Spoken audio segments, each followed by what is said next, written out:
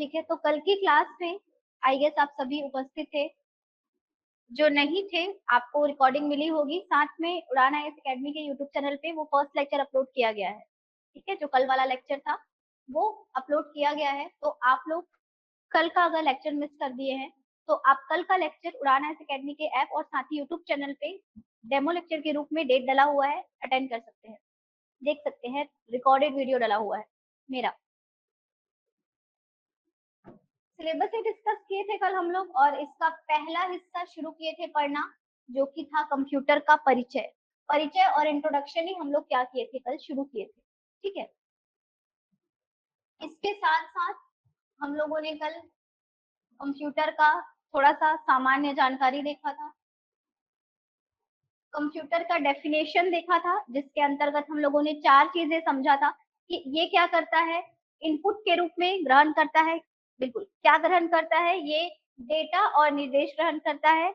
उसको क्या करता है, प्रोसेसिंग या फिर प्रसंस्कृत करता है, उसको भंडारित या स्टोर करता है और साथ ही आउटपुट के रूप में निर्गत करता है या देता है। इसी प्रकार से मैंने और भी चीजें बताई थी कि आपको कंप्यूटर की कार्य प्रणाली को भी याद रखना है, जिसके अंदर क्या चीजें आएंगी, जिसके अंदर 4 चीजें आएंगी, इनपुट, प्रोसेसिंग, स्टोरेज और आउटपुट। ये 4 चीजें आपको याद रखनी थी। कार्य प्रणाली तक करने के बाद हम लोगों ने देखा था कि डेटा के कुछ प्रकार होते हैं। डेटा और निर्देश से क्या हम समझते हैं, तो डेटा का मतलब मैंने आपको बताया था, ये या तो केवल अंक हो सकते हैं, अक्षर हो सकते हैं, अंक और अक्षर और विशेष चिन्हों का मिक्सचर भी हो सकते हैं। अगर अंक की बात करूं तो 0 to 9 मीन्स 10 डिजिट होते हैं। अगर अक्षर की बात करूं तो कैपिटल ए से जेड लिखा होता है कीबोर्ड में, साथ में स्मॉल ए से जेड भी लिखा होता है और साथ में इनसे बने शब्द वगैरह भी हो सकते हैं। अगर बात करें अंकाक्षरी या फिर अक्षरांकीय की, तो अल्फा न्यूमेरिक इसको बोलते हैं, जिसमें अल्फाबेट और नंबर्स दोनों शामिल होते हैं। ये भी डेटा इनपुट ग्रहण करता है। तो कंप्यूटर कौन कौन से डेटा ग्रहण कर सकता है, नंबर कर सकता है, अक्षर कर सकता है, नंबर, अक्षर और विशेष चिन्ह भी क्या कर सकता है, कर सकता है। फॉर एग्जाम्पल, अगर आप लोग एक्सेल वगैरह समझते हैं, माइक्रोसॉफ्ट एक्सेल, उस पर अगर आप काम कर रहे हैं, अगर आप बना रहे हैं रिजल्ट या फिर बना रहे हैं पे स्केल, तो सबसे पहले आप क्या करते हो, नाम वगैरह लिखते हो विद्यार्थी का, है ना, विद्यार्थी का नाम लिखोगे या फिर जो कर्मचारी हैं उनके नाम लिखोगे। नाम मतलब कि इसमें आपको ए से जेड तक की चीजों को शामिल करना पड़ेगा, कंप्यूटर इसको ग्रहण करेगा। अगर अगले पॉइंट पे आएंगे, उनका आप विद्यार्थियों का प्राप्तांक लिखोगे, किसने में कितना नंबर मिला, और वो प्राप्तांक डिजिट में होता है, नंबर में होता है, कंप्यूटर उसको ग्रहण करेगा। और अगर उसके अलावा आपको कुछ देना रहे तो आप विद्यार्थियों या कर्मचारियों का पता भी लिख सकते हैं। उस पता को आप कैसे लिखे हो, देखो, हाउस नंबर, इसमें आप ध्यान देंगे कि इसमें आपको कैपिटल एच भी दिख रहा है, बाकी छोटे अक्षर भी दिख रहे हैं, बीच में आपको स्पेस भी दिख रहा है, यहाँ पर डॉट दिख रहा है, डैश दिख रहा है, फिर नंबर्स दिख रहे हैं और स्लैश दिख रहा है। मतलब कि इसमें अल्फाबेट भी है, नंबर्स भी हैं और क्या होना चाहिए, विशेष चिन्ह, और विशेष चिन्ह भी हैं। ठीक है, तो ये हो गया आपका ऐसा डेटा जो कहलाएगा जो कंप्यूटर ग्रहण करता है। डेटा के अलावा कंप्यूटर और क्या ग्रहण करता है बताए हैं, कंप्यूटर ग्रहण करता है निर्देश। डाटा वर्ड तो बताई थी, लेकिन मैंने एक और वर्ड नहीं बताया था आपको, निर्देश। इस निर्देश को अंग्रेजी में क्या बोलते हैं, इंस्ट्रक्शंस बोलते हैं। एक एक कीवर्ड के रूप में या एक नोट के रूप में इसको अभी से याद रख लेंगे तो बहुत आसानी होने वाली। देखिए, निर्देश या इंस्ट्रक्शन, अगर इन जनरल मैं बोलचाल की भाषा में पूछूं तो इसका क्या मतलब समझते हो, इंस्ट्रक्शन आदेश टाइप का लग रहा है थोड़ा सा। जैसे कि मैं अगर आपको इंस्ट्रक्शन दूंगी कि आप एक दूसरे से बातें नहीं करेंगे, मतलब मैंने एक तरीके का क्या दिया, आदेश दिया, एक तरीके का निर्देश दिया, का मैंने कमांड दिया है आपको। क्या कमांड दिया है कि आप बातें नहीं करेंगे। बिल्कुल वैसा ही कंप्यूटर को हम कुछ इंस्ट्रक्शंस देते हैं, कुछ आदेश देते हैं, और वो आदेश क्या हो सकते हैं, अगर कीबोर्ड की बात करोगे कि कंप्यूटर इनपुट कीबोर्ड से ग्रहण करता है ना, कीबोर्ड में डेटा के लिए क्या दिया रहता है, ए से जेड दिया रहता है, यहाँ पे 0 से 9 दिया रहता है, याद आ रहा है। लेकिन और भी कुछ बटन होते हैं कीबोर्ड में। कौन से बटन? यहाँ पे क्या रहता है? फंक्शन बटन रहता है, F1 से F12। यहाँ पे और कुछ कुछ बटन रहता है, जैसे कि डिलीट बटन रहता है, और क्या रहता है? इंसर्ट बटन रहता है, याद आ रहा है। और क्या रहता है? बैक स्पेस बटन होता है, एंटर होता है, और क्या होता है? एक स्पेस बार होता है यहाँ पे नीचे में। मतलब कि कंप्यूटर डेटा और निर्देश दोनों ग्रहण करता है। डेटा आप किसके माध्यम से देते हो? कीबोर्ड के माध्यम से देते हो। और निर्देश किसके माध्यम से देते हो? कीबोर्ड और किसके माध्यम से? माउस के माध्यम से देते हो। क्या ये बात क्लियर हो रही है? हो रही है क्लियर? जैसे कि अगर मुझे कंप्यूटर में कोई काम करना है, मान लो मेरे को एक वर्ड फाइल बनाना है, तो मैं उस वर्ड फाइल को कैसे बनाऊंगी? कंप्यूटर को ऑन करूंगी, कीबोर्ड हाथ पे रखूंगी, कीबोर्ड में कुछ कुछ टाइप करूंगी, मतलब मैं अपना इनपुट दे रही हूँ उसको। और मैं इनपुट कौन से रूप में दे रही हूँ? या तो अक्षर डालूंगी या अंक डालूंगी, कहीं कहीं पे कैरेक्टर वगैरह डाल सकती हूँ।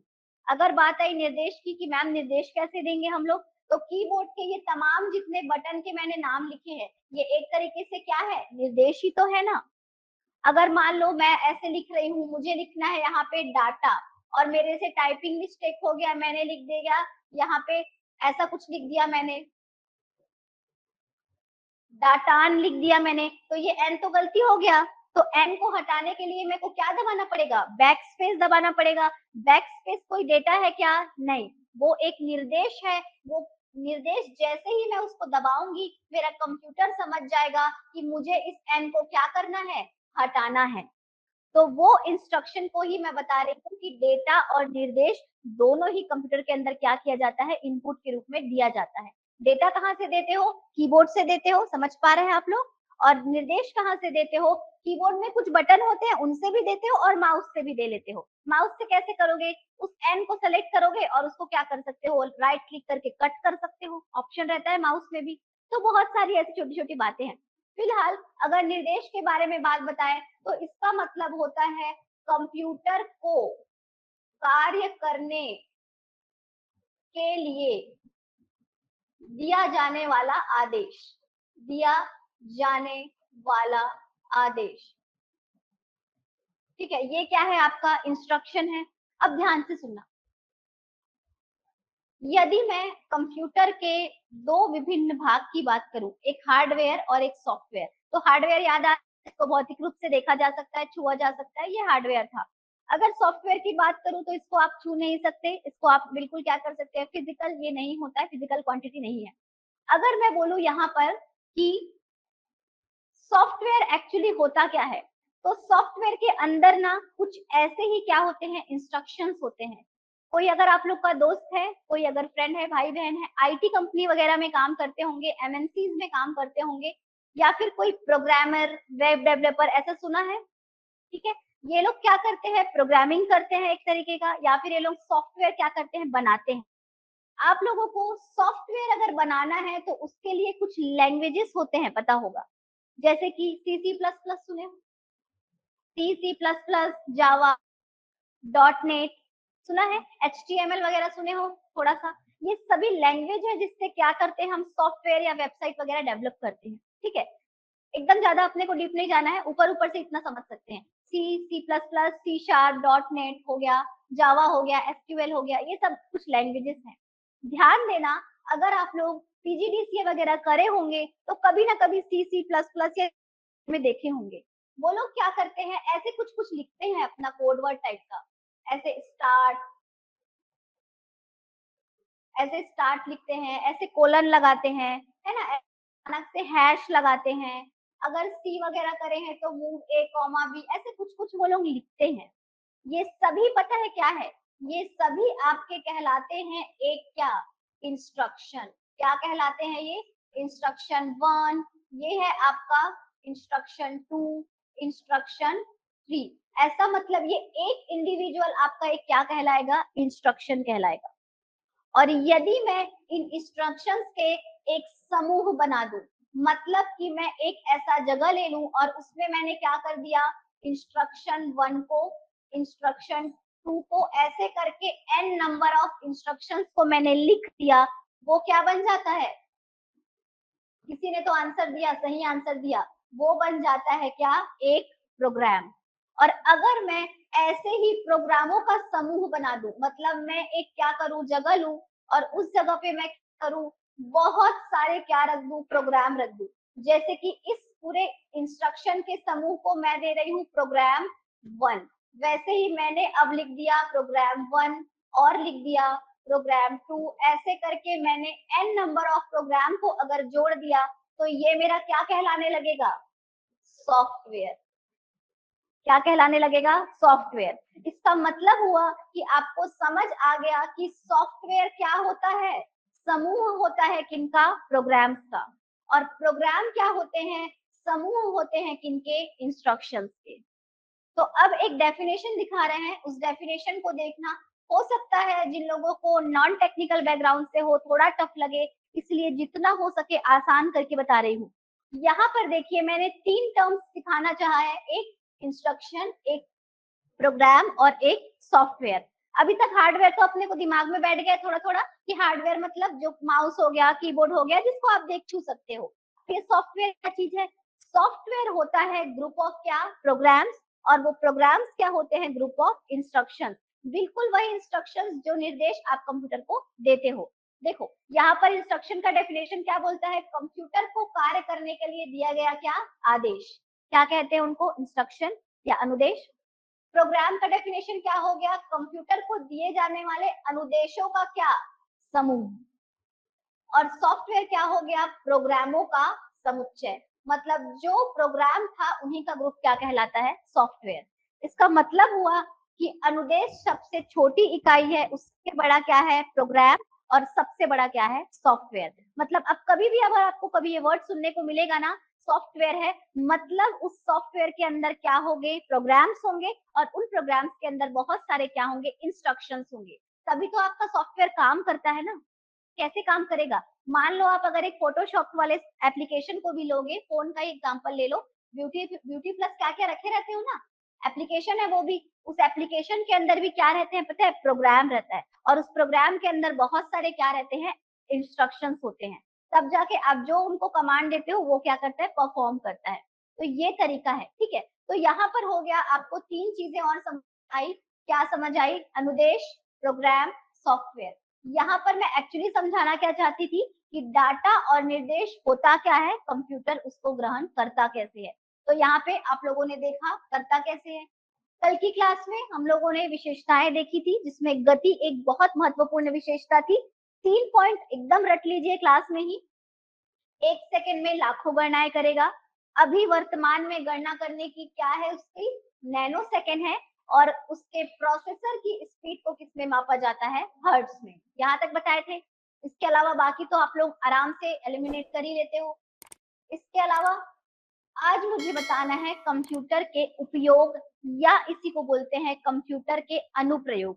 एप्लीकेशन कहाँ कहाँ इस्तेमाल होता है, लिखा है हमारे सिलेबस पे, कंप्यूटर का कहाँ कहाँ किस लिए किया जाता है करके। सीधे सीधे वो बोल दिया है, देखो उपयोग कहाँ कहाँ किया जाता है, यही कहाँ कहाँ देख लेते हैं। डायरेक्ट क्वेश्चन यहाँ से आया हुआ है, अभी एग्जाम्स में सीधे सीधे देखने को मिला है। पहला लिखता है डेटा प्रोसेसिंग। क्या होता है डेटा प्रोसेसिंग? ओके नीतू, क्या होता है डेटा प्रोसेसिंग? डाटा का प्रोसेस करना, डाटा को प्रोसेस करना। अब ये प्रोसेसिंग मतलब थोड़ा कोई प्रोसेस का मतलब समझते हैं क्या होता है? हाँ, कुछ तो होना, कुछ होना और उसका गतिमान या चलायमान स्थिति में होना, यही प्रोसेस से समझ आता है अपने को। जैसे कि अभी हम लोगों का एक प्रोसेस ही चल रहा है, क्या प्रोसेस? लर्निंग प्रोसेस चल रहा है, हम लोग धीरे धीरे नई चीजें सीख रहे हैं, बिल्कुल ऐसा। तो यहाँ पर अगर डेटा प्रोसेसिंग बोल रहा है, मतलब डाटा को प्रोसेस करना। और डाटा क्या क्या हो सकता था? कंप्यूटर को दिया जाने वाला डाटा, या तो वो टेक्स्ट हो सकता है, डॉक्यूमेंट हो सकता है, इमेज हो सकता है, ऑडियो हो सकता है, वीडियो हो सकता है। अगर आप डाटा प्रोसेसिंग बोल रहे हैं, मतलब ये अगर मान लो मैं इस पेज को लिखी हूँ और इस हिस्से को सेलेक्ट करके येलो कलर को टच करी हूँ, मतलब ये भी यहाँ पे टेक्स्ट का क्या हुआ है? प्रोसेसिंग हुआ है। मेरा व्हाइट कलर में लिखा हुआ टेक्स्ट कौन से कलर में हो गया है, पीले कलर में हो गया है। वैसे ही फोटोइंग आप लोग करते हो, जैसे ही वीडियो एडिटिंग करते हो, ऑडियो एडिटिंग करते हो, ये सभी किसके अंतर्गत आ जाएंगे, डाटा प्रोसेसिंग के अंदर। अगर बात करें वर्ड प्रोसेसिंग, वर्ड का मतलब तो समझते ही हो, शब्द, ये आ जाएगा, जिसका बेस्ट एग्जांपल कौन सा होता है, एमएस वर्ड। अगर बात करें शिक्षा और स्कूल और कॉलेज में, इनमें तो कंप्यूटर का प्रयोग हो ही रहा है। आजकल सब कुछ ऑनलाइन होने लगे हैं, इवन दो एग्जाम्स भी ऑनलाइन होते हैं। आपका सीबीटी टेस्ट होता है ना, कंप्यूटर बेस्ड टेस्ट होता है। अगर आप सीएसईबी वगैरह का एग्जाम देते हो तब भी होता है। बैंक में इसका इस्तेमाल हो रहा है। चिकित्सा विज्ञान मतलब मेडिकल में हो रहा है। अंग्रेजी और हिंदी दोनों में याद रखेंगे, इसलिए दोनों को दिए हैं यहाँ पे। सूचनाओं का आदान प्रदान मतलब एक्सचेंज ऑफ इंफॉर्मेशन में हो रहा है। रक्षा या डिफेंस के फील्ड में हो रहा है कंप्यूटर का इस्तेमाल आजकल। रेलवे और एयरलाइन आरक्षण मतलब रेलवे और रियल एयरलाइन रिजर्व में भी करते हो आप लोग, टिकट वगैरह बुक करते हैं। वैज्ञानिक अनुसंधान मतलब साइंटिफिक रिसर्च में भी हो रहा है। नया नया आजकल जितने भी इन्वेंशन हो रहे हैं, बिना कंप्यूटर के आप उसको सोच नहीं सकते। पुस्तकालय के रूप में भी हो रहा है, जिसको अपन डिजिटल लाइब्रेरी बोल देते हैं, है ना। वर्ड ऐसे ही आता है एग्जाम में ऑप्शन, है ना, इसलिए ध्यान रखेंगे। अगर बात करें पुस्तकालय की, तो पहले हम लोगों को फिजिकल बुक्स पढ़नी पड़ती थी। फिजिकल बुक्स मतलब कि जिसको आप देख सकते हो, छू सकते हो, लेकिन आजकल आप मोबाइल में ही रख के पीडीएफ पढ़ लेते हो, है ना। तो यही है आपका डिजिटल लाइब्रेरी। अगर बात करें तो कम्युनिकेशन में, संचार में तो हो ही रहा है, मैसेजेस वगैरह लेना देना करते हैं, ईमेल वगैरह करते हैं। अंतरिक्ष प्रौद्योगिकी स्पेस टेक्नोलॉजी में हो रहा है, बिल्कुल, कि नहीं हो रहा है। चंद्रयान वगैरह का आप लोगों ने देखा है लॉन्चिंग, टीवी पे देखा ही होगा। उस कमरे को भी देखा होगा, अगर आप लोगों ने पिक्चर वगैरह देखा होगा तो देखा होगा कि अगर संचार या क्या बोल रहे हैं के फील्ड में कंप्यूटर का ज्यादा महत्व है, आप मूवीज में देख सकते हैं उस चीज को। अगर बात करें औद्योगिक और व्यवसायिक मतलब इंडस्ट्री और बिजनेस, दोनों जगह इसका व्यापक इस्तेमाल है। इंडस्ट्रीज में भी अगर मैन्युफैक्चरिंग कंपनी है या प्रोडक्ट मैन्युफैक्चरिंग कंपनी है, कंप्यूटर से ही मशीनें ऑपरेट होती हैं। और अगर बात करें व्यापारिक की, तो बिजनेस में भी इसका इस्तेमाल किया जा रहा है। आप बिजनेस के मीटिंग अरेंज कर सकते हैं, आप क्या बोलते हैं उसको, वेब कॉन्फ्रेंसिंग के जरिए क्या कर सकते हो, मीटिंग अरेंज कर सकते हो। ये सब कंप्यूटर से ही संभव हो पाया है। मनोरंजन के फील्ड में ये तो सबको मालूम ही है, मनोरंजन के फील्ड में हो रहा है। और गेम खेलने के फील्ड में, किसी को कुछ नहीं भी आता है कंप्यूटर में तो गेम खेलने तो आता ही है, गेम तो खेल ही लेते हैं सब लोग। प्रशासनिक फील्ड में हो रहा है, यही वजह है कि आज हम लोग इस कक्षा में बैठे हैं, क्योंकि अपने को प्रशासन में, शासन में शामिल होना है, तो हमको कंप्यूटर का एक ज्ञान होना बहुत आवश्यक है। कंप्यूटर साक्षर होना तो आवश्यक है ही।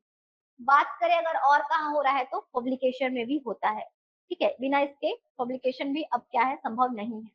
तो ये तमाम वो क्षेत्र हैं जहां पर, यहाँ पे कुछ और भी है, जैसे कि वेदर फोरकास्टिंग लिखा है यहाँ पे।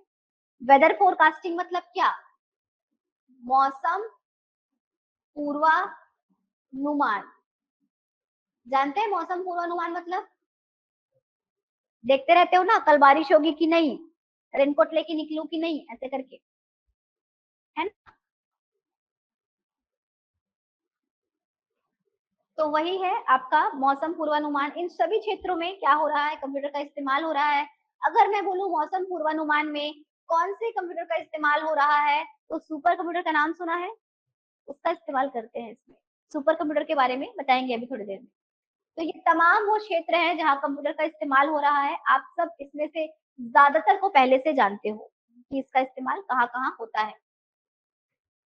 अगर बात करें अगले टॉपिक की, तो कहता है कंप्यूटर की सीमाएं। सीमाएं या इसी को क्या बोल सकते हो, लिमिटेशन, या फिर कंप्यूटर से होने वाली हानियां। तो सबसे पहला क्या हानि है कंप्यूटर से होने वाला, सबसे पहला आपका ये हानि है कि ये क्या होता है, बुद्धिहीन होता है। आप इसको जो निर्देश दोगे, जो कमांड दोगे, ये वही काम करेगा।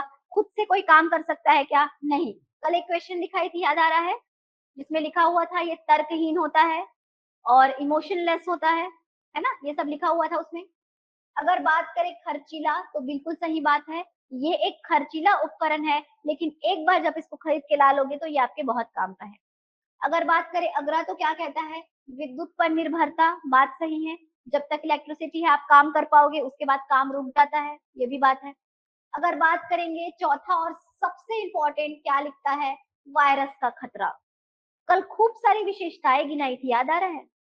विश्वसनीय है, गोपनीय है, ट्रस्टवर्दी है, क्या क्या बताए थे। ये सभी विशेषताएं वहां पर काम नहीं करती जब इसमें दो प्रॉब्लम आती है, एक तो वायरस और दूसरा हैकिंग। सुना है? वायरस आ गया मतलब आपका रखा हुआ डेटा कंप्यूटर से क्या होता है, करप्ट हो जाता है।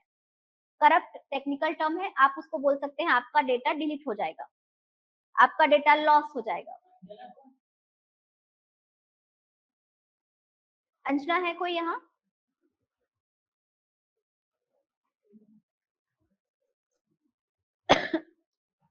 और एक क्या बोला मैंने यहीं पे जोड़ लेना, हैकिंग। क्या बोला?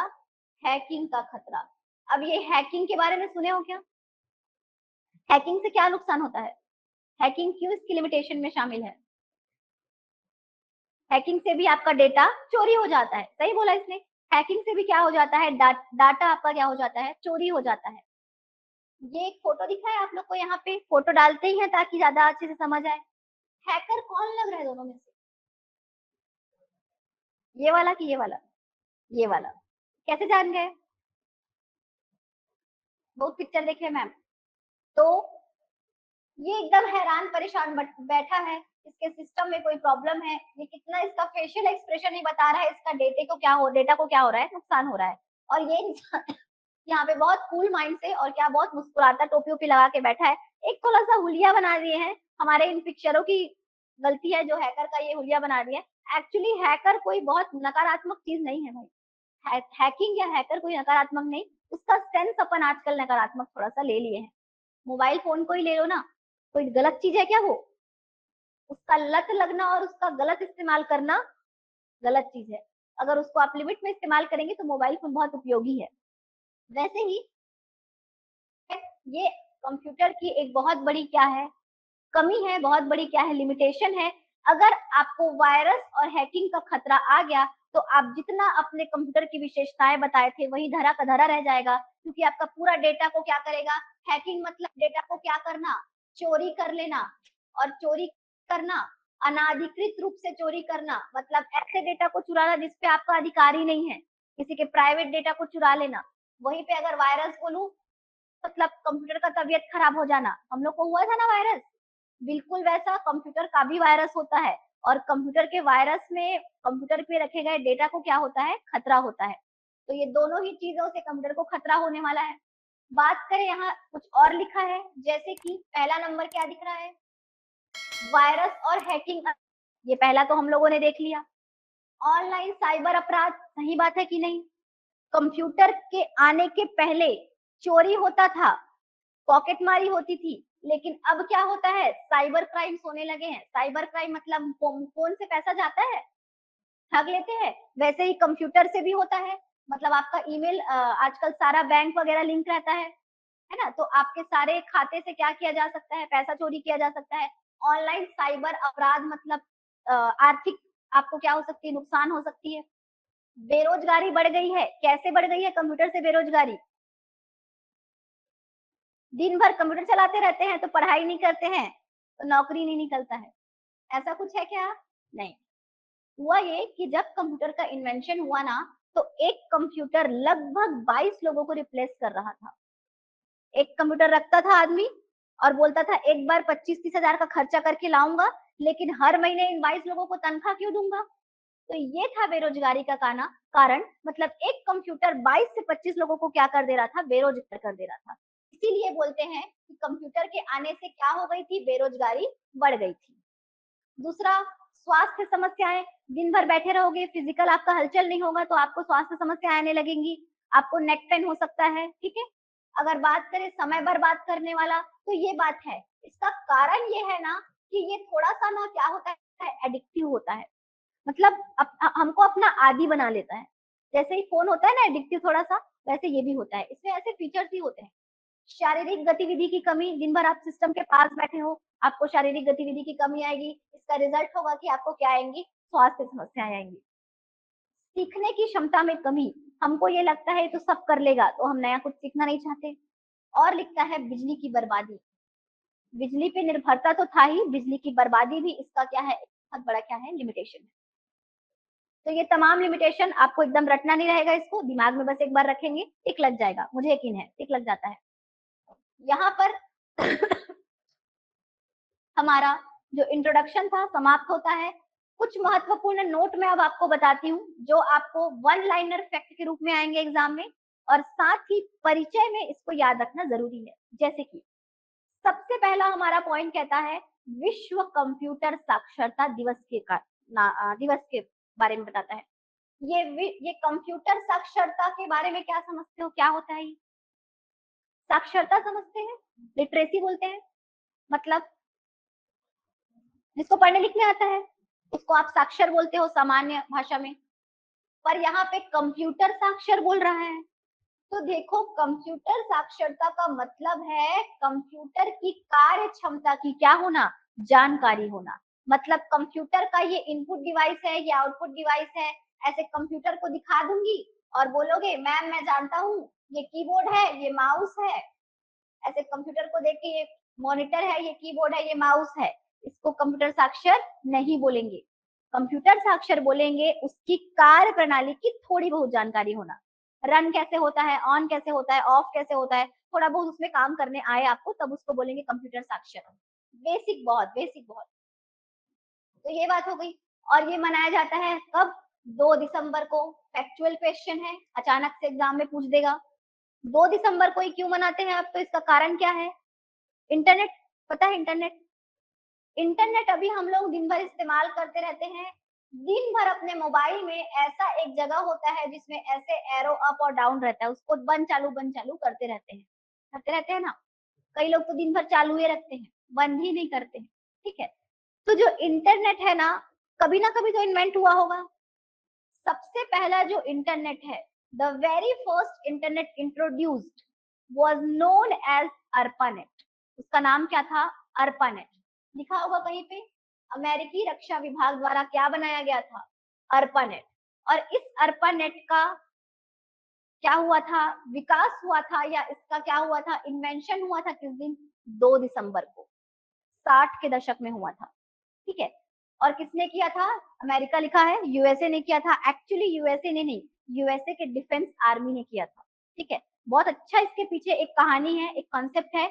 जब मैं इंटरनेट बताऊंगी ना वहां पे बताती हूँ इसको कि इंटरनेट का जन्म कैसे हुआ, बहुत बढ़िया स्टोरी है यहाँ पे। तो अमेरिकी रक्षा विभाग द्वारा जब इंटरनेट बनाया गया, उस लिए हम लोग 2 दिसंबर को क्या मनाते हैं, विश्व कंप्यूटर साक्षरता दिवस मनाते हैं। और क्या लिखा हुआ है, सुपर कंप्यूटर बनाने वाला पहला देश भी कौन सा था, अमेरिका था। एक थोड़ा सा फैक्ट है। दो बहुत इंपॉर्टेंट पॉइंट लग रहे हैं, रंग भी बदला है, MIPS और फ्लॉप्स। तो देखो अभी अभी मैंने आपको बताया कि अगर कंप्यूटर का हार्डवेयर उसका शरीर है तो सॉफ्टवेयर उसकी क्या है, आत्मा है। कल दो और बातें बताई थी कि कंप्यूटर का अगर आप शरीर किसको बोलोगे तो हार्डवेयर को, और कंप्यूटर की आत्मा किसको बोलोगे, सॉफ्टवेयर को। जैसे मानव शरीर बिना आत्मा के क्या है, एक मृत शरीर है, वैसे ही कंप्यूटर बिना सॉफ्टवेयर के एक सिर्फ डिब्बा है, कुछ काम करेगा क्या, नहीं। और उस शरीर में सॉफ्टवेयर का होना बहुत जरूरी है। मतलब कंप्यूटर आप खरीद के ले आओगे, सॉफ्टवेयर ही नहीं है, चालू ही नहीं हुआ है, तो वो कोई काम का नहीं है। और उस सॉफ्टवेयर के अंदर क्या होता है, उस सॉफ्टवेयर के अंदर क्या होता है बताया मैंने अभी अभी। सॉफ्टवेयर के अंदर क्या होता है, इसके अंदर होते हैं बहुत सारे क्या, प्रोग्राम्स। सॉफ्टवेयर किसके अंदर है, मेरे कंप्यूटर के अंदर है।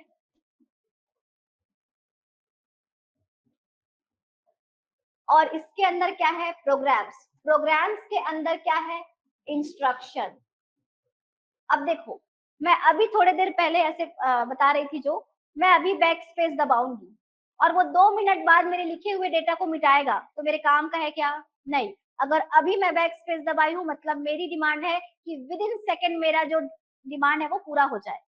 अभी अगर मैं वहां पे कोई नया चीज टाइप कर रही हूँ, जैसे कि मैं वहां पे हेलो लिख रही हूँ, अभी मैं हेलो दबा दी लेकिन वो 5 मिनट बाद लिखाएगा, तो कोई काम का है क्या, नहीं। मतलब हमको जरूरी होता है हमारे द्वारा दिए गए इंस्ट्रक्शन को कंप्यूटर बहुत जल्दी से जल्दी क्या करे, समझे। समझ पा रहे हो? और उस समझने की टेक्निक को बोला जाता है कंप्यूटर का क्या करना, रीड करना। क्या बोला जाता है, रीड करना। क्योंकि आप लोग नॉन टेक्निकल बैकग्राउंड से हैं, मैं ये समझ के चल रही हूँ, ऐसे ही आसान शब्दों में समझाने का प्रयास कर रहे हैं। ठीक है, बहुत वास्ट है एक्चुअली ये बीइंग एन इंजीनियर, ये बहुत क्या है, वास्ट आपका टॉपिक है, रीड करना इंस्ट्रक्शन, लेकिन आसान भाषा में कोशिश कर रहे हैं, समझिएगा।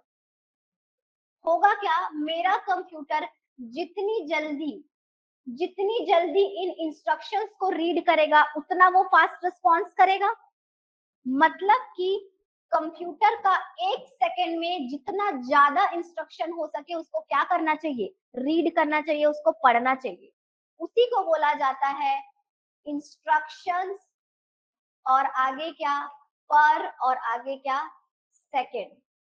मतलब कि एक सेकेंड में इंस्ट्रक्शन को पढ़ा जाना। और हमारा जो कंप्यूटर है वो एक सेकेंड में कितना इंस्ट्रक्शन पढ़ लेता है, मिलियन। कितना, मिलियन। मिलियन मतलब कितना, 10 लाख होता है, 10 लाख। इसीलिए याद आ रहा है, मैं बोली थी कंप्यूटर वर्तमान में लाखों में गणनाएं कर रहा है। मतलब कि इसका एम आई और पी एस को ले लो, और यही क्या कहलाएगा, कंप्यूटर की क्या कहलाएगा, ये गति। कंप्यूटर की गति को किससे मापेंगे, एम आई पी एस। इसका मतलब है वो जितनी जल्दी हमारे इंस्ट्रक्शन को समझेगा एक सेकेंड में, उतना ज्यादा कंप्यूटर क्या है, फास्ट माना जाएगा। क्योंकि जितना जल्दी पढ़ेगा उतना जल्दी रिस्पॉन्ड करेगा, उतना ज्यादा हम क्या करेंगे, खुश हो जाएंगे। तो MIPS क्या होता है, कंप्यूटर के इंस्ट्रक्शन को रीड करने की गति। इंस्ट्रक्शन रीड किया मतलब प्रोग्राम रीड किया, प्रोग्राम रीड किया मतलब सॉफ्टवेयर बढ़िया चल रहा है। समझ पा रहे हो, कनेक्ट कर पा रहे हो ना आप लोग? हाँ, तो ये बात है। तो यहाँ पे हो गया MIPS। एक और पॉइंट लिखा है यहाँ पे, मिलियन इंस्ट्रक्शन पर सेकेंड, मतलब कंप्यूटर की स्पीड को इससे मापा जाएगा। एक और पॉइंट लिखा है, फ्लॉप्स। क्या लिखा है, फ्लॉप्स। अब ये फ्लॉप्स क्या चीज है, सुपर कंप्यूटर का नाम सुना है, डिटेल आएगा इसका आगे जाके जब वर्गीकरण पढ़ेंगे, लेकिन फिलहाल इतना जानेंगे। कंप्यूटर का मतलब समझ पा रहे हो, ह्यूमन से कितना बेस्ट है ये। अब मैं सुपर कंप्यूटर बोल रही हूँ, मतलब वो कंप्यूटर से भी बेस्ट है। कंप्यूटर के जितने भी परिवार हैं उसमें सबसे बेस्ट कौन सा है, सुपर कंप्यूटर। मतलब वो काम में भी बेस्ट होगा। अगर हमारा कंप्यूटर मिलियन में गणनाएं कर रहा है तो वो कई लाख मिलियन में गणनाएं कर पाएगा। इसीलिए उसकी गति की गणना को मिलियन पर सेकेंड इंस्ट्रक्शन में तो कर नहीं सकते, तो नया मात्रक होता है। और नए मात्रक का सिर्फ नाम रखना आप कि सुपर कंप्यूटर, जो कि हमारे कंप्यूटर की तुलना में कई हजार गुना क्या होता है, फास्ट होता है। तो उसके गति की गणना कैसे करोगे, फ्लॉप्स में, फ्लोटिंग पॉइंट ऑपरेशंस पर सेकेंड।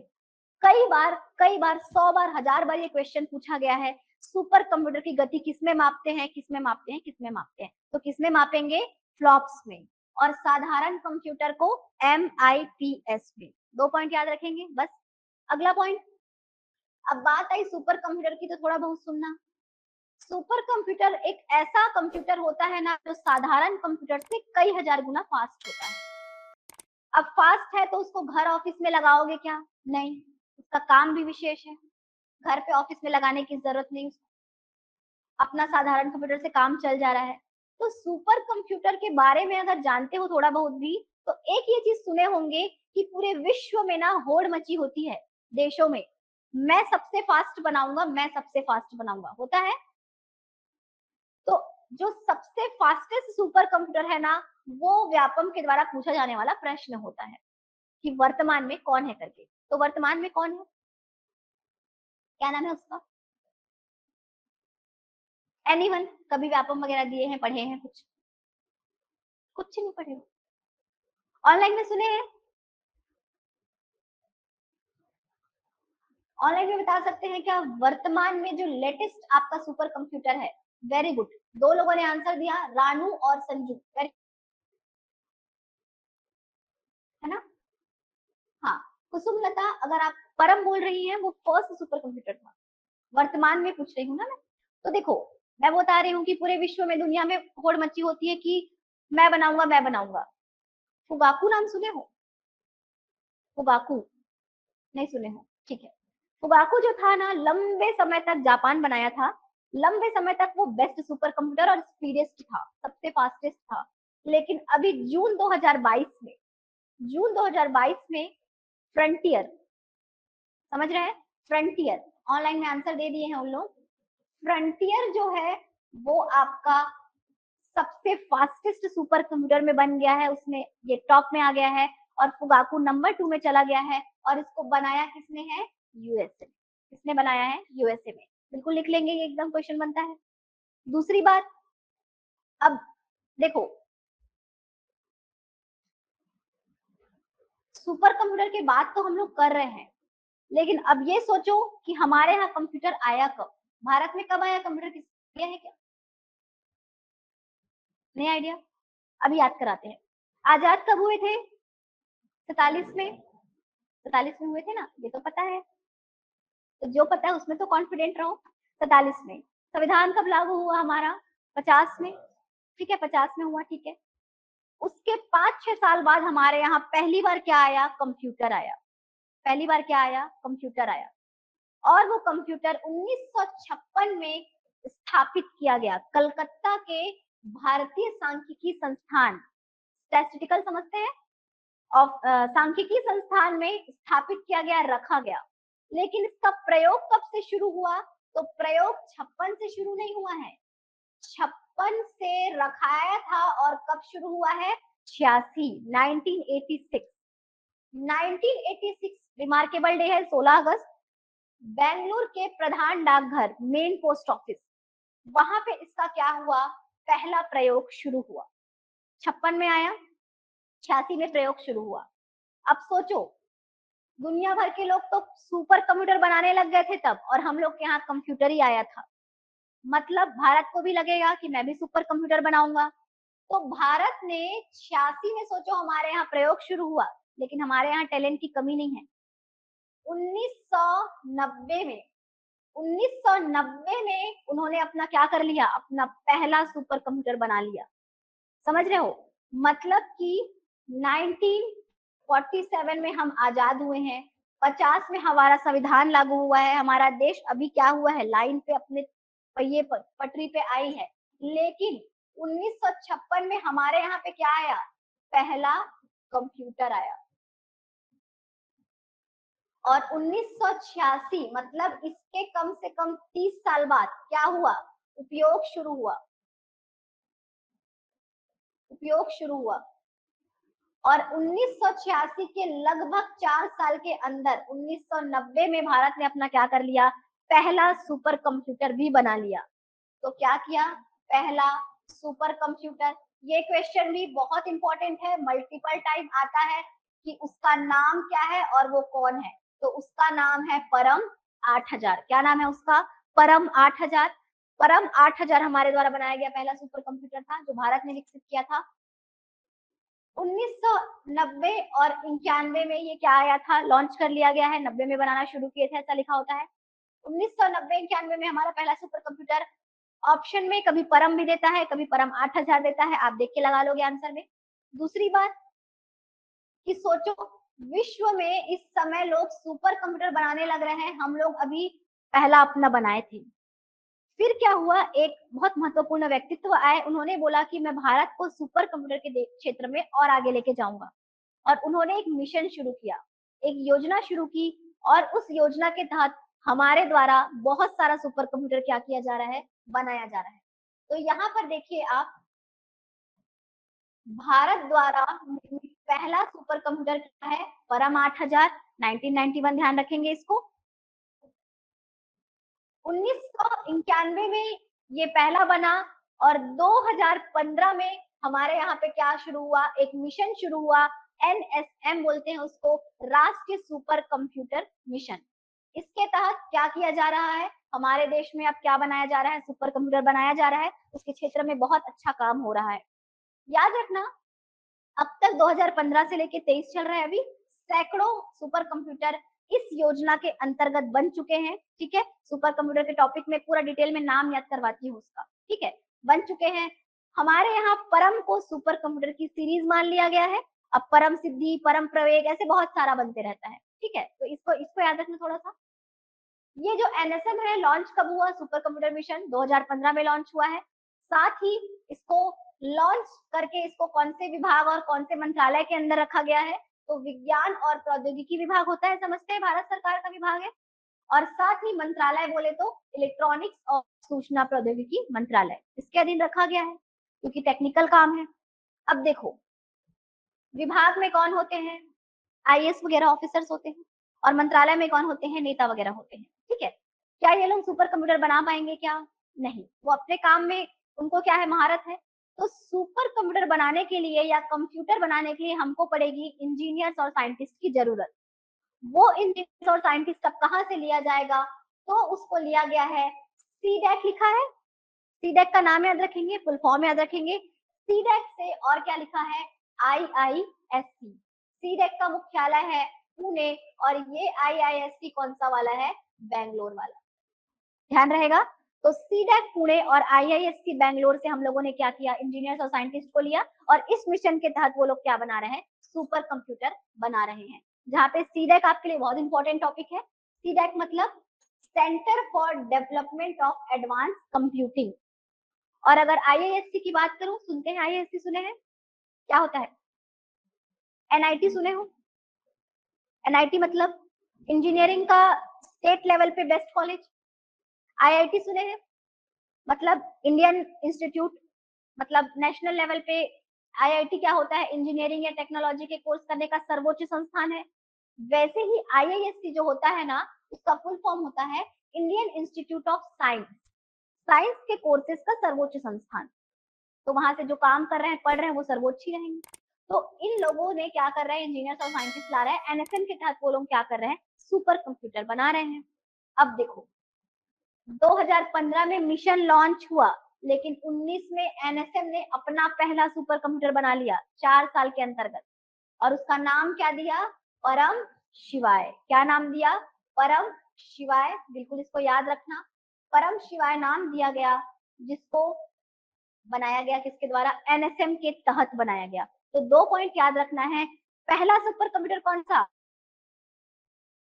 एनएसएम के तहत पहला कौन सा? परम शिवाय। ठीक है, परम शिवाय। थोड़ा सा ईयर वगैरह भी ध्यान रखेंगे, ईयर को थोड़ा सा रिवीजन कर लीजिए कि 43 और 50, ये तो केवल मैं एग्जाम हॉल में याद आए करके बताती हूँ क्योंकि कई बार हमको याद नहीं आता। 56 में पहला स्थापित हुआ कलकत्ता के सांख्यिकी संस्थान में। 86 में पहला उपयोग हुआ बेंगलुरु का प्रधान डाकघर। 90 में पहला सुपर कंप्यूटर बना लिया गया भारत सरकार के द्वारा, मगर बीच में गैप आया। 2015 में क्या शुरू हुआ? एनएसएम। और 2019 में इसने अपना पहला बना लिया कौन सा? परम। और सीरीज को आगे बढ़ाते हुए इसने क्या कर दिया? परम शिवाय बना लिया। ठीक है, तो ये कुछ इंपॉर्टेंट फैक्ट्स थे जो आपको पता होने चाहिए विषय से संबंधित। ठीक है, बहुत बढ़िया, बहुत सारे लोग बहुत अच्छा आंसर कर रहे हैं ऑनलाइन बैच में, बेहतरीन, बहुत बढ़िया। जापान, ठीक है, तो ये बात हो गई। बाकी आप लोग इसके क्वेश्चंस वगैरह तो कर ही चुके हैं।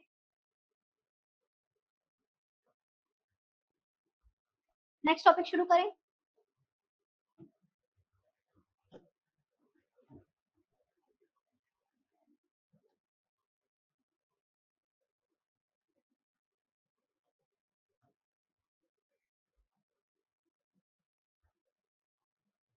चूंकि हम हॉस्टल वार्डन की विशेष बैच की तैयारी कर रहे हैं और इसमें कंप्यूटर का वेटेज बहुत ज्यादा है, इसलिए आपको सारे जानकार और ना जानने वाले पहलुओं को भी तैयार करना पड़ेगा। कंप्यूटर के परिचय जो बोल रहे हैं हम लोग, एक शब्द में लिखा रहता है, लेकिन प्रश्न उसमें कहीं कहीं से आता है।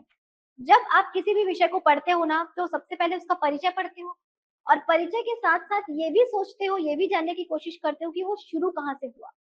ठीक है, जैसे कि अगर आप लोग इतिहास पढ़ते होंगे, तो इतिहास में आप लोग पाषाण काल वगैरह से शुरू करते हो, क्या किराया कैसे आया कैसे करके।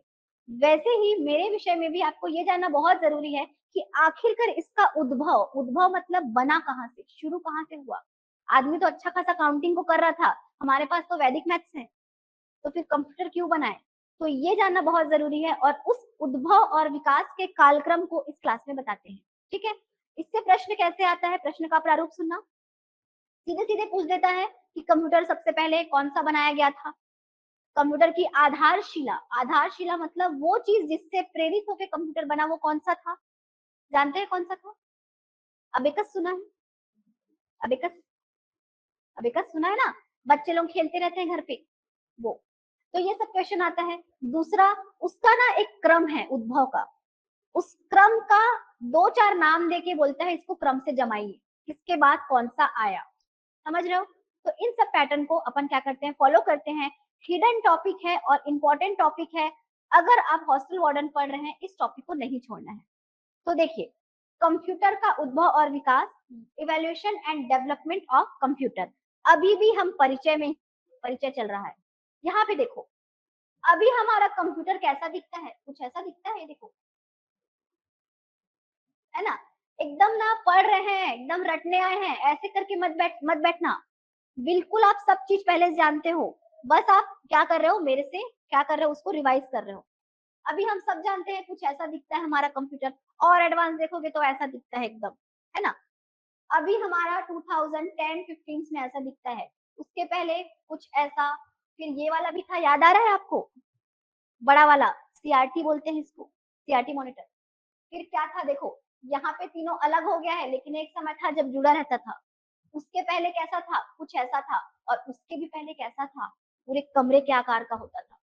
ठीक है, तो ये है इसका क्या, क्रम।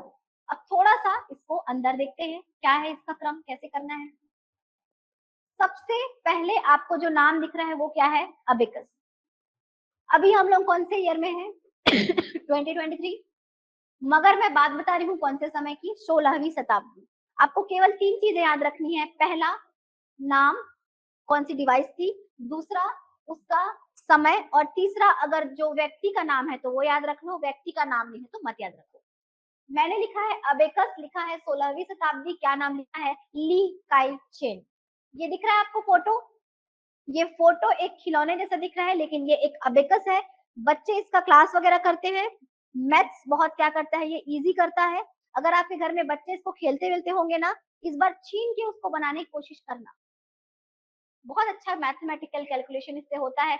सबसे पहले जो कंप्यूटर बना गया था, या कंप्यूटर का आधारशिला जिसको मानते हैं, वो क्या है, अबेकस है। लिखा हुआ है 16वीं शताब्दी और ली काई चेन, ली काई चेन को इनका श्रेय दिया जाता है। अबेकस का फुल फॉर्म होता है abundant beads addition and calculation utility system. Beads मतलब क्या, मोती। अब 16वीं शताब्दी सोचो, 19वीं नहीं बोल रही हूँ, 16वीं। मुगल वगैरह लोग रहे होंगे उस समय हमारे यहाँ। उस समय चीन के एक जगह में, जब उस समय नेचुरल चीजें ही रहती थी अपने पास, वही हड्डी, जानवरों के लकड़ी, मोती, यही सब का इस्तेमाल करके उसने क्या किया था, हड्डियों के बीच मोती वगैरह डाल के उसने क्या किया था, इस अबेकस जैसे एक सिस्टम को बनाया था। अब तो प्लास्टिक का आता है ये।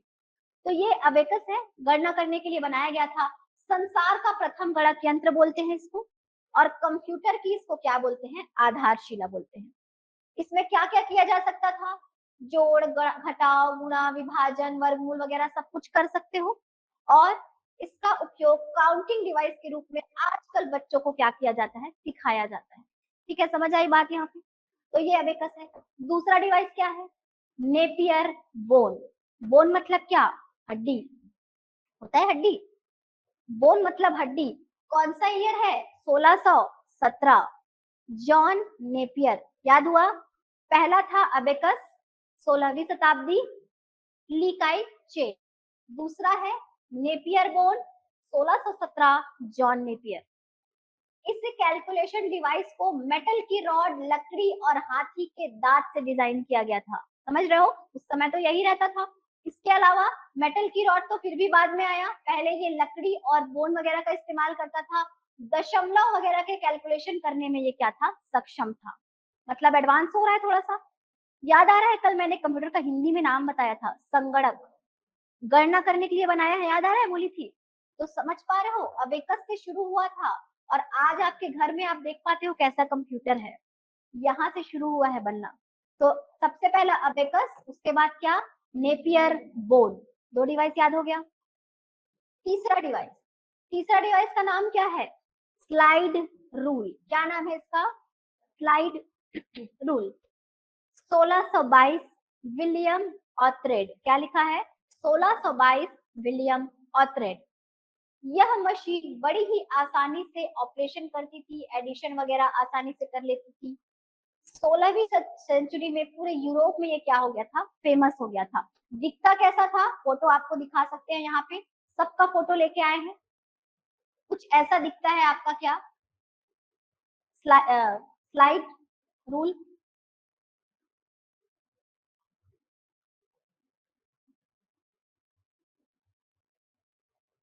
ठीक है, बिल्कुल स्केल जैसे दिखता है ना, वैसा ही है। बाकी वो क्या करने के काम आता था, कैलकुलेशन करने के काम आता था। तो बिल्कुल रिवाइज करते जाना है। आपको याद क्या रखना है, प्रश्न के प्रारूप के हिसाब से बता रही हूँ। सबसे पहला हमने क्या देखा, अबेकस। कब देखा, 16वीं शताब्दी। कौन थे, ली बाई चेन। दूसरा क्या देखा, नेपियर बोल, यही था।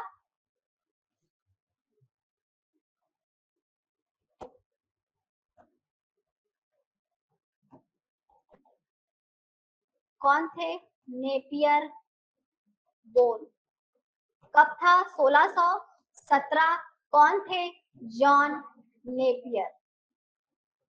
लकड़ी के, लकड़ी से, हड्डी से और हाथी के दांत से, ऐसे से उन्होंने क्या किया था, एक गणना करने की यंत्र बनाई थी। इसके बाद क्या आया, स्लाइड रूल। कब आया, 1622। कौन थे, विलियम ऑत्रे।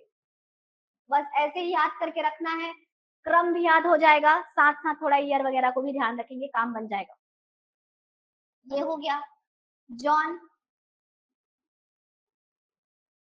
इसके बाद तीनों डिवाइस के बाद चौथा डिवाइस आया और उसका नाम था पास्कलाइन। क्या नाम है इसका, पास्कलाइन। ऑनलाइन बैच में समझ पा रहे हैं, क्या बता रहे हैं आपको, उद्भव और विकास बता रहे हैं कंप्यूटर का। ठीक है, पास्कलाइन चौथी डिवाइस है। पास्कलाइन के साथ जो व्यक्ति है उनका नाम है ब्लेज पास्कल। नाम सुना है इनका, पास्कल वर्ड सुना है पहले, क्या है, यूनिट है क्या, एक याद आ रहा है, पास्कल एक यूनिट है। ये एक बहुत बड़े क्या है, ये जो पर्सन दिख रहा है यहाँ पे, ये बहुत बड़े क्या है, मैथमेटिशियन और साइंटिस्ट दोनों हैं। तो इन्होंने बनाया था कुछ ऐसा दिखने वाला एक डिवाइस, ये देख रहे हो आप, और इस डिवाइस को बोला गया था पास्कलाइन।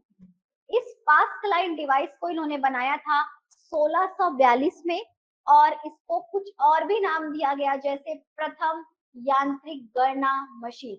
यांत्रिक या यंत्र का मतलब होता है मैकेनिकल। अभी भी इलेक्ट्रिकल नहीं हुआ है ना कंप्यूटर, याद रखना, अभी भी बिजली से नहीं चल रहा है, अभी भी वो अपने नेचुरल चीजों से चल रहा है। अब इसमें लोहे वगैरह, स्क्रू वगैरह, इनका इस्तेमाल किया गया। ये बनी संसार की प्रथम यांत्रिक गणना मशीन, और बोलते हैं एडिंग मशीन, और बोलते हैं अरिथमेटिक मशीन। एक और नाम है पास्कल कैलकुलेटर। ठीक है, चार और नाम है इसके, ध्यान बस रखेंगे। इसका उपयोग दो संख्याओं को सीधे जोड़ने और घटाने में, बार बार जोड़ने या घटाने के हिसाब से नहीं करते थे।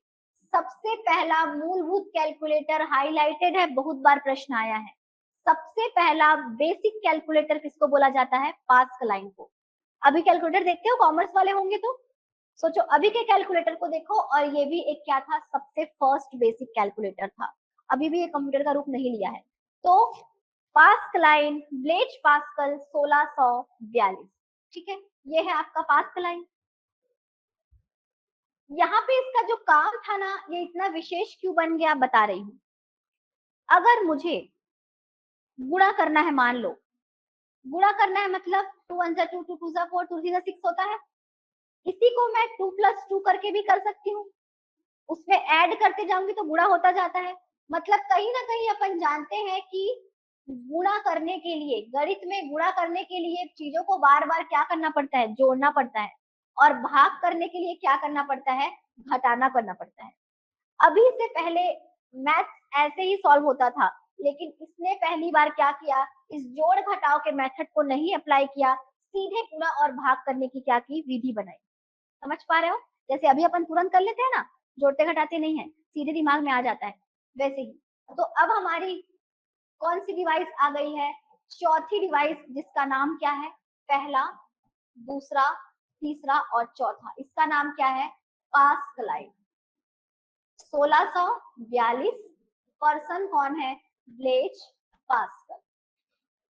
4 डिवाइस याद हो गया, ऑनलाइन बैच को हो गया 4 डिवाइस याद। बिल्कुल इन चारों का नाम याद रखेंगे, बहुत इंपॉर्टेंट टॉपिक बता रहे हैं। क्रम जमाना हो, चाहे इंडिविजुअल वन लाइनर फैक्ट हो कि पहला मूलभूत कंप्यूटर कौन सा है, ये सब प्रश्न बनेंगे इसमें से। अब प्रीवियस ईयर क्वेश्चन उठा के देखो, इसमें से प्रश्न दिखेगा आपको। इसके अलावा पास्कल लाइन के बाद अगला डिवाइस कौन सा है?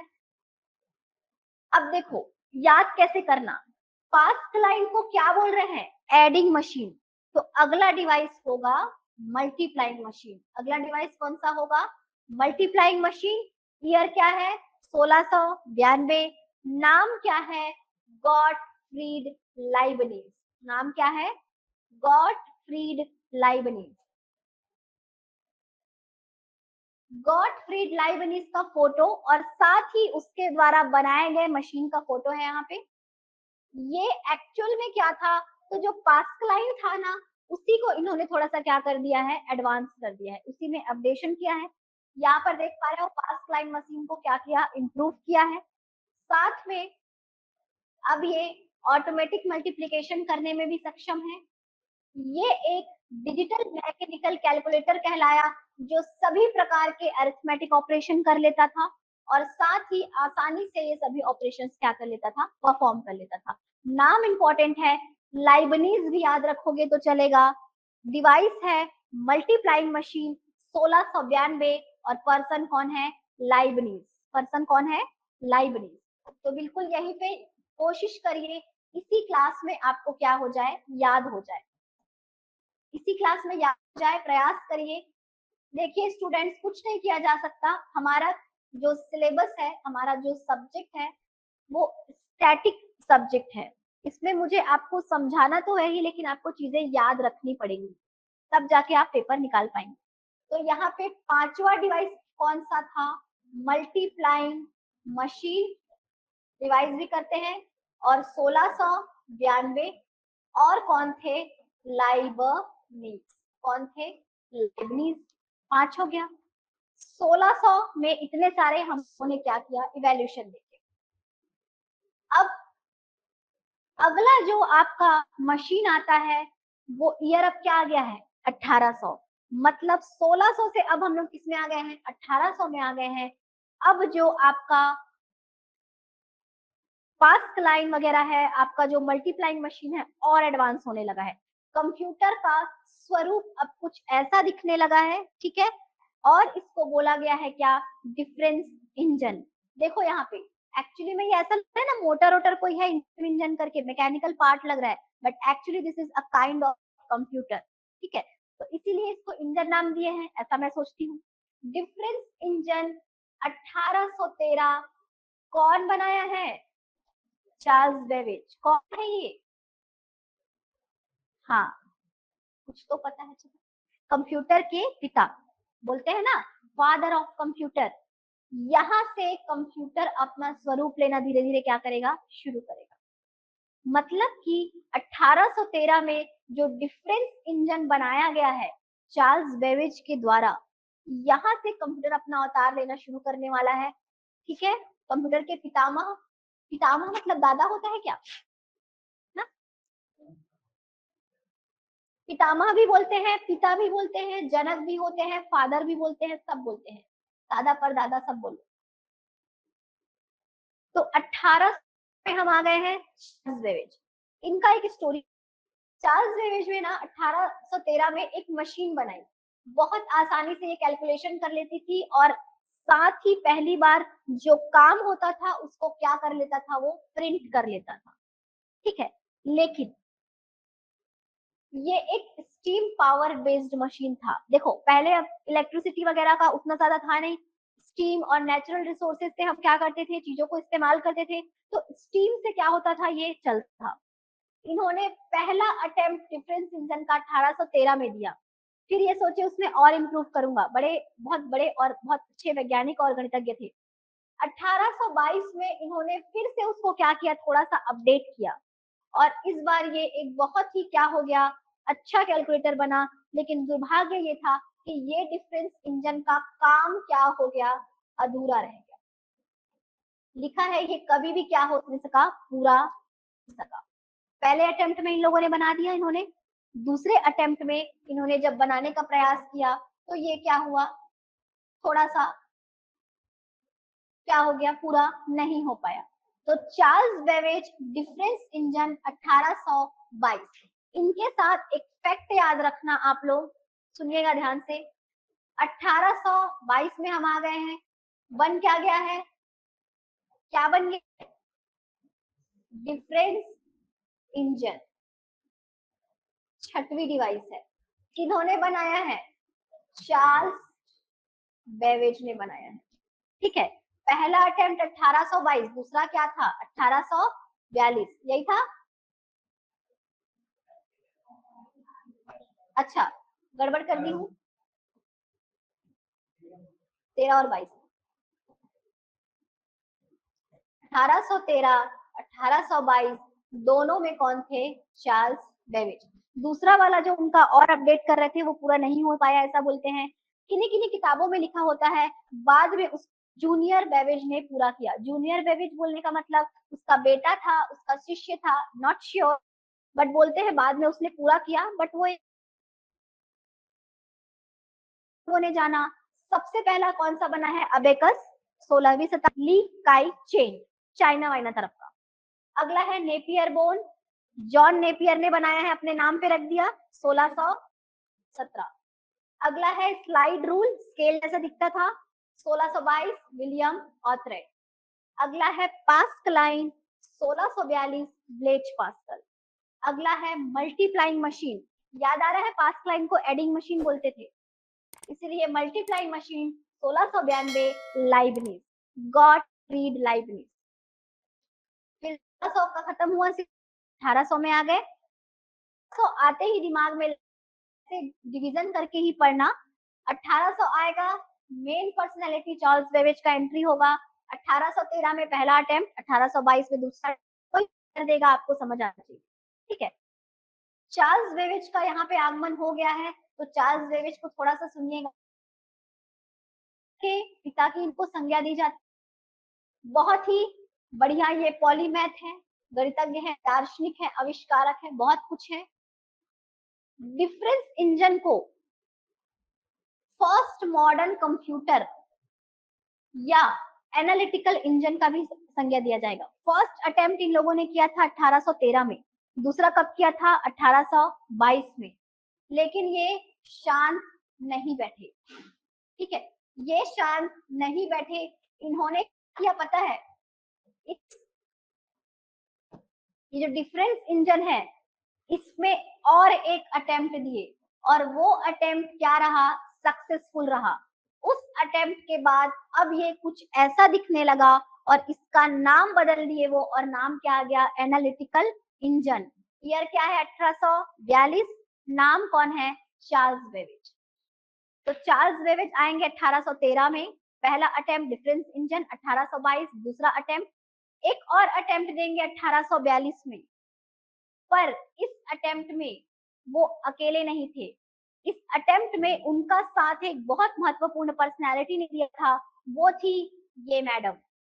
कौन मैडम है, मैडम या लेडी एडा ऑगस्टा। एडा सुने हो,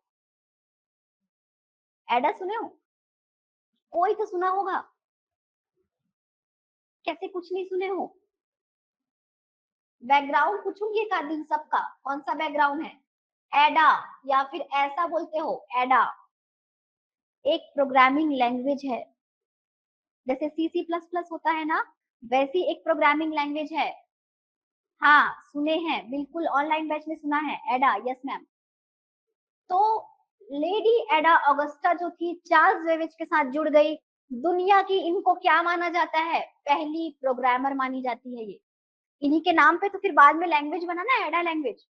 तो दुनिया की पहली प्रोग्रामर थी चार्ल्स बेवेज।